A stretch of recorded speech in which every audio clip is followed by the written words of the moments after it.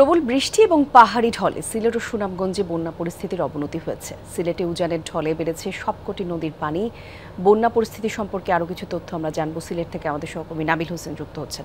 নাবিল, একটু জানাবেন বন্যা পরিস্থিতির এখনকার কি অবস্থা? নতুনভাবে কোনো এলাকা প্লাবিত হয়েছে কিনা, আর যারা বন্যা পরিস্থিতিতে পড়েছেন তাদের পক্ষ থেকে কি বলছেন তারা?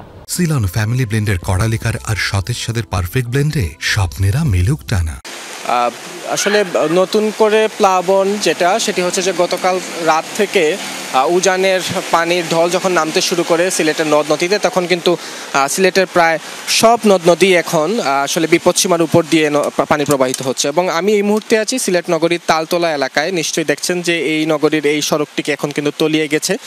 এটি কিন্তু জলাবদ্ধতার পানি নয়, এই পানি প্রবেশ করেছে পাশের যে ছড়া রয়েছে, সেই ছড়া নদীর পানি উপচে ছড়ায় প্রবেশ করেছে এবং সেই ছড়ার পানি উপচে এই পাশে যে নগরীর যে সড়ক বাসাবাড়ি সেগুলোতে পানি প্রবেশ করতে শুরু করেছে। অর্থাৎ বন্যা এখন শহরে আঘাত আনতে শুরু করেছে। এর আগে আমরা দেখেছিলাম যে সিলেটের সীমান্তবর্তী যেসব এলাকা গোয়াইনঘাট, কোম্পানিগঞ্জ, সেগুলোর বন্যা পরিস্থিতি কিন্তু আরও অবনতি হচ্ছে। কারণ সিলেটের সুরমা, কুশিয়ারা, শাড়ি, গোয়াইন সব নদ নদীর পানি এখন বিপদসীমার আসলে উপর দিয়ে প্রবাহিত হচ্ছে। সিলেটের সুরমা নদীর পানি গতকাল থেকে আজ প্রায় 60 সেন্টিমিটার বৃদ্ধি পেয়েছে।